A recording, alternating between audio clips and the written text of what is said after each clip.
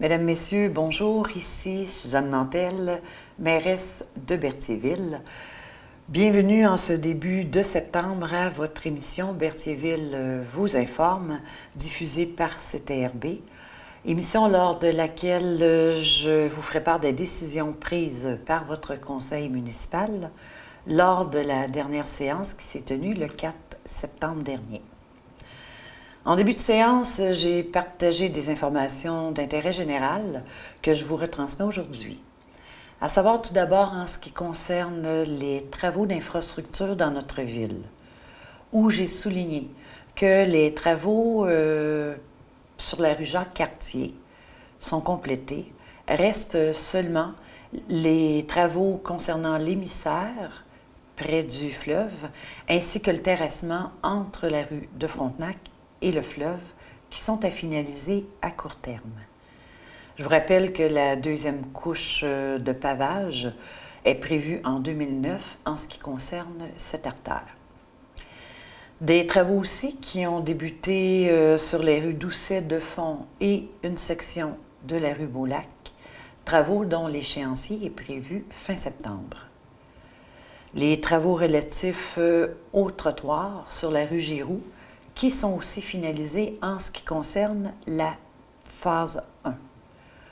Le contrat alloué au groupe EBI pour le stationnement du soccer et de la piscine municipale, dont le début des travaux est prévu d'ici la fin septembre pour une durée approximative de 2 semaines.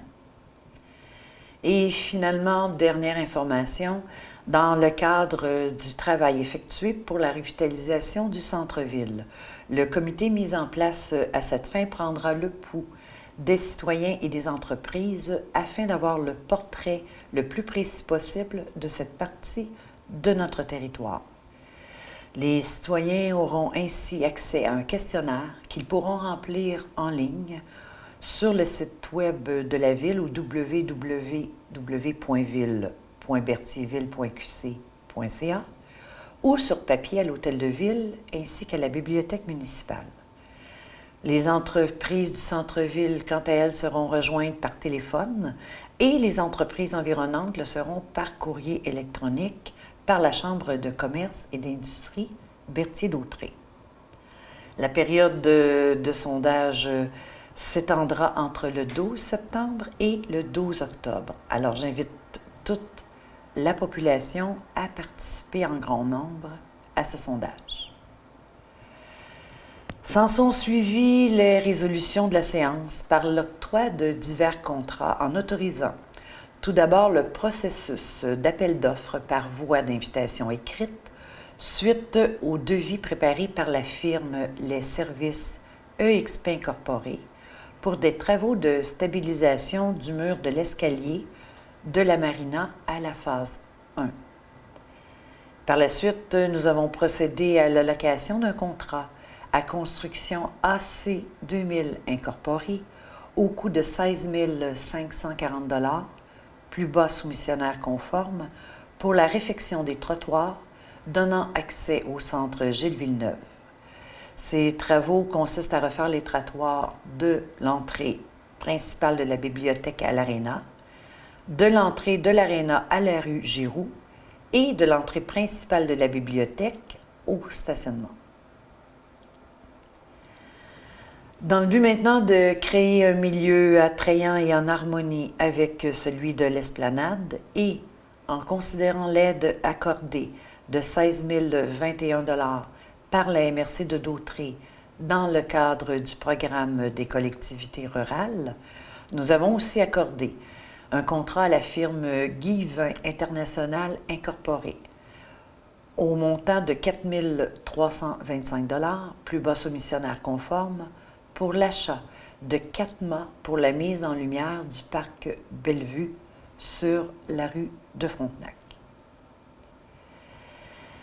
La firme entreprise EBI Incorporée, quant à elle, s'est vue octroyer un contrat au montant de 20 145 $ pour des raccordements aux réseaux municipaux pour des entrées d'eau et d'égouts pour des immeubles situés au 18 et au 30 rue de Montcalm, ainsi qu'au 891 rue Saint-Viateur. Le conseil municipal a par la suite alloué un contrat à la firme ABC Environnement Incorporé, et ce, suite à l'appel d'offres daté du 13 août dernier, concernant l'exécution de travaux pour 500 puisards, approximativement au coût unitaire de 16 $, le tout tel que prévu au budget 2018. Il a aussi été question qu'en raison d'une période non appropriée pour débuter un processus d'appel d'offres favorisant l'obtention de prix compétitifs, le Conseil a décidé de reporter les travaux de remplacement de la conduite d'aqueduc sur la rue Saint-Dominique, travaux étant prévus être absorbés par le surplus accumulé de 77 168 $, et le tout étant prévu au budget 2018. La firme Simo a déposé un rapport sur les mesures des boues des étangs aérés. Et suite à une rencontre qui s'est tenue le 14 juin dernier avec les représentants de la firme Aquatec, où il a été mentionné que les vidanges de boue de l'étang numéro 1 étaient requis, nous avons en juillet mandaté la firme Assisto pour préparer les documents requis pour un appel d'offres. En raison du règlement 929 qui consistait en la création d'une réserve financière pour les vidanges des boues des étangs aérés, nous avons procédé à l'appel d'offres et le plus bas soumissionnaire conforme fut la compagnie EFG Excavation Incorporée au montant de 1 289 421 $, à laquelle nous avons alloué le dit contrat. Les travaux à effectuer ainsi que les dépenses encourues étant répartis sur 2 ans, l'autorisation d'une appropriation de la réserve financière en raison de ce règlement en vigueur a été donnée. Ces travaux consistent en la vidange, la déshydratation et la disposition des boues des étangs aérés. Nous avons de plus alloué un contrat à la compagnie Terrassement Barry pour un montant de 19 807 $ pour le raccordement aux réseaux municipaux au niveau de l'aqueduc et des égouts pour 2 entrées sur la rue Pierre de l'Estage pour de nouvelles constructions d'immeubles à logement. La Ville a reçu des constats d'infraction en février 2017 suite à des infractions survenues à son édifice municipal situé au 870 avenue Giroux, infractions relatives au Code de la sécurité du bâtiment. Le Conseil a mandaté Maître Paul Yanakis pour le dépôt d'un plaidoyer aux fins du règlement global des litiges en cause, considérant qu'il est dans l'intérêt de la Ville de régler à l'amiable tous ces litiges.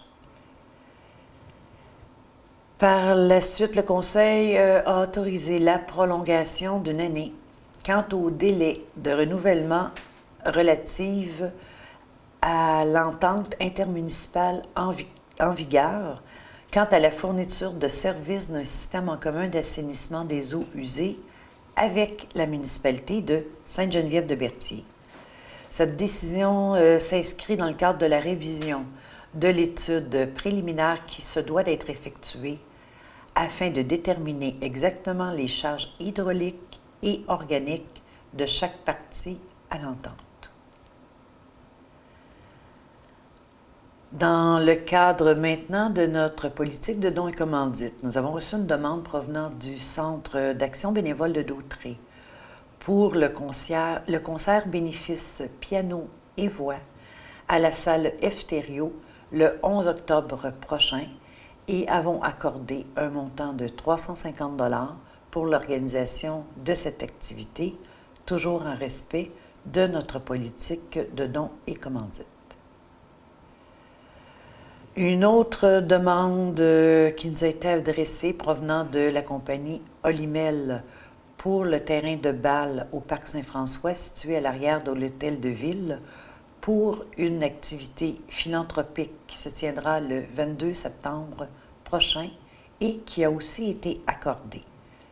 Cette activité a pour but d'amasser des fonds pour Moisson-Lanaudière et indirectement saura profiter à un organisme de notre milieu. Ainsi, nous avons accepté de prêter le terrain et de fournir l'électricité disponible sur le site. Le groupe populaire Déclic a aussi déposé une demande à la Ville afin de lui fournir pour 2 demi-journées par semaine un local pour dispenser une formation en alphabétisation pour 8 participants. Après analyse de la situation et en tenant compte des besoins de la municipalité, le Conseil a offert à l'organisme la location de la salle François Desrosiers, située au centre Gilles Villeneuve, au coût de 50 $ par utilisation, et ce, jusqu'en mai 2019. Nous avons ensuite procédé au dépôt des rapports sur la pesée des déchets domestiques et de la collecte sélective pour juillet, du rapport de l'urbanisme pour le mois d'août, ainsi que de mon rapport d'activité pour la période du 1er au 30 août inclusivement. Au niveau de l'urbanisme, maintenant, un avis de motion a été donné, ainsi que le dépôt du projet de règlement numéro 944 relatif au projet résidentiel intégré de la ville de Berthierville.